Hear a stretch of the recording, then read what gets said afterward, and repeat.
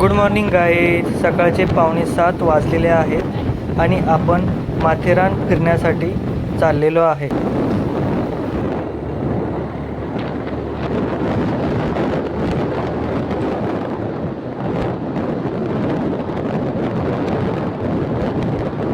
अखेर 2 तासाच्या प्रवासानंतर आपण नेरळमध्ये पोहोचलो आहे आणि थोड्याच वेळात आपल्याला माथेरान घाटाची सुरुवात होणार आहे.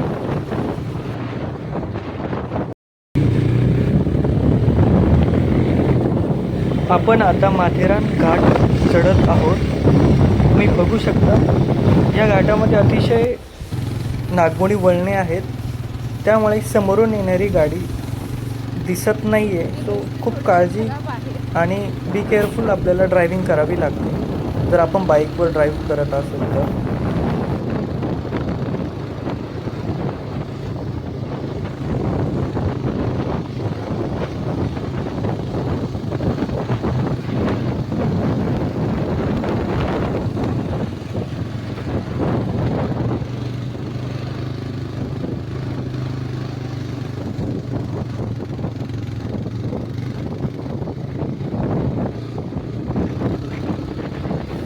अतिशय निसर्गरम्य असं वातावरण या ठिकाणी बघायला भेटते. आता ऑक्टोबर महिना आहे, सो पावसाळ्याच्या दरम्यान झाडं खूप हिरवीगार दिसत असतात. आत्ताही आपल्याला हिरवीगार दिसत आहे, पण पावसाचं प्रमाण कमी असल्यामुळे पर्यटकांची संख्या कमी दिसते.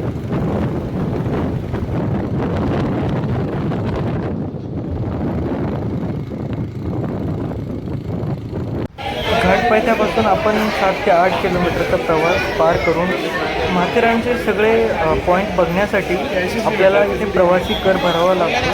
तर ॲडल्टसाठी 50 रुपीज, चाइल्ड असेल तर 25 रुपीज असा प्रकारचा कर भरल्यानंतर आपल्याला पुढे जाता येईल.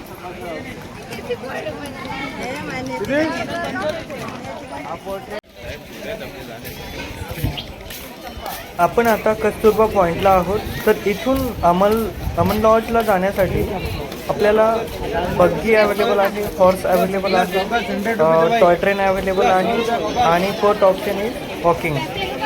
तर तुम्हाला जे योग्य वाटेल ते आपण निवडू शकतो. टोटल 17 पॉईंट्स बघण्यासाठी हॉर्स रायडिंगने जर बघायचं ठरलं तर 2600 ते 2700 रुपये 17 पॉईंटसाठी हे चार्ज करतात. 12 पॉईंट्स बघायचे ठरले बाय हॉर्स राईड तर 2200 ते 2400 रुपये हे हॉर्स रायडिंगवाले चार्ज करतात. यांचे चार्जेस हवर्स वाईज असतात.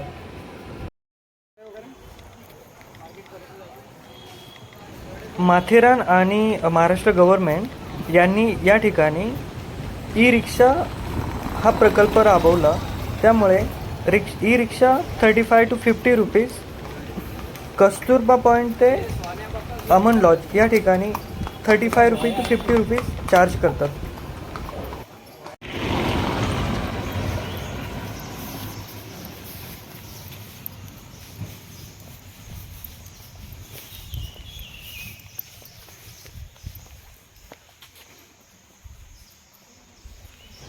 इथे खाली एक मोठी दरी आहे. मी तुम्हाला ती कॅमेऱ्यातून दाखवण्याचा प्रयत्न करतो.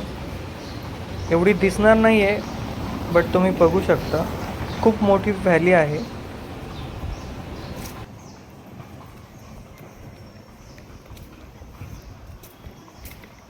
इथे स्टेसाठी हॉटेल्स, रिसॉर्ट अवेलेबल आहेत, तुम्ही बघू शकता.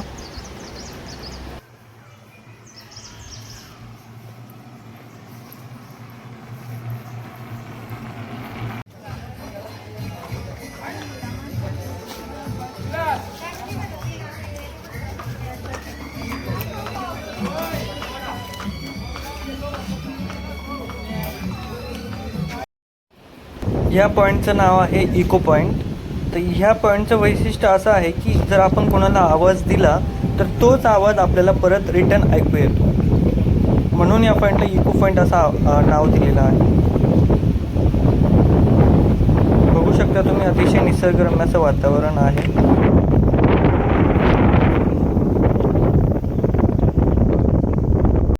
इको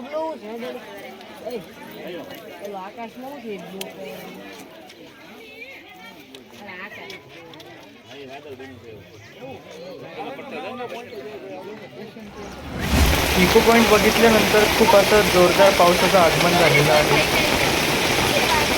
खूप जोरदार असा पाऊस पडत आहे, तुम्ही बघू शकता. आणि आम्ही निवाऱ्याला गेलेलो आहे.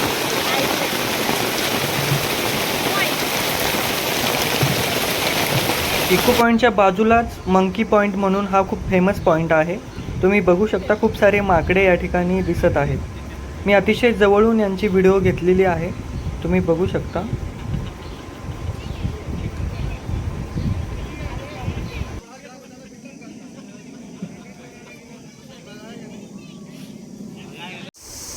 मित्रांनो, ह्या पॉईंटचं नाव आहे कोरोनेशन पॉईंट.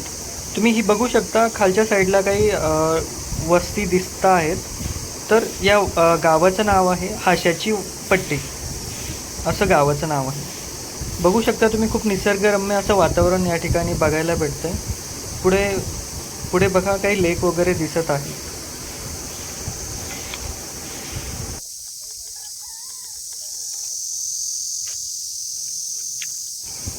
मित्रांनो, बघू शकता तुम्ही, 1896 मध्ये हा विला बांधलेला आहे. खूप सुंदर असा हा विला आहे.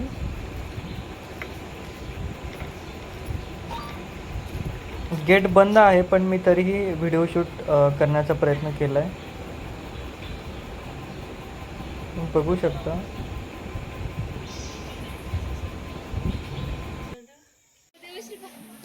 खूप छान असे कलर दगड आहेत, त्यामुळे गेटला खूप मस्त असा शो आलेला आहे.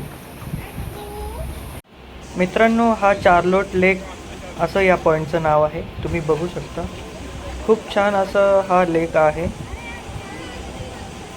अतिशय निसर्गरम्य असं वातावरण या ठिकाणी आहे. यानंतर आपण पाहूया पुढील पॉईंट. चलो, हा पॉईंट आहे हनीमून पॉईंट. चला तर आपण बघूया हनीमून पॉईंट. हनीमून पॉइंट देखेंगे.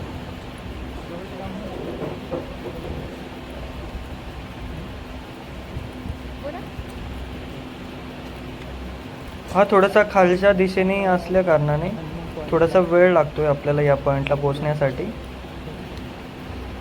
बघूया काय विशेष आहे हा पॉईंट.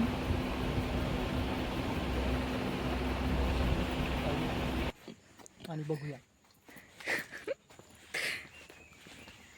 वाव, सीन आपली का नाही भेटत. मित्रांनो, या पॉईंटचं नाव आहे लुईझा पॉईंट. बघू शकता, हा पॉईंट मला तर खूप आवडला. खूप छान असं निसर्गरम्य वातावरण मला या ठिकाणी बघायला भेटते. पुढे एक माझ्या फ्रंट साईडला जर बघितलं तुम्ही तर एक धरण आहे. व्हिडिओ घेते मी. आणि खूप छान असं निसर्ग व्ह्यू या ठिकाणी बघायला भेटतं. मित्रांनो, आता आपले सगळेच पॉईंट बघून झाले. Bye bye Matheran Khandala point करण्याची वेळ आता या ठिकाणी आलेली आहे. खूप सर्व पॉईंट आपण बघून आता आपल्याला परतीच्या दिशेने आलेल्या मार्गी परत रिटर्न जाण्याची वेळ ही आलेली आहे. आणि आहे त्याच घाटाने आपण रिटर्न मुंबईकडे रवाना होत आहे. पाऊस पडल्या कारणाने येथील वातावरण अजूनच निसर्गरम्य असं झालेलं आहे. परंतु आपल्याकडे जास्त वेळ नसल्या कारणाने आम्ही आता रिटर्न जात आहे. तुम्ही बघू शकता, हे सुंदरसा झरा या ठिकाणी वाहताना दिसतोय आणि लोक त्या ठिकाणी एन्जॉय करत आहे. काही प्रवासी स्टे करण्यासाठी येताना दिसत आहेत आणि हे लोक उद्या मॉर्निंगला माथेरान ट्रेकिंग करतील.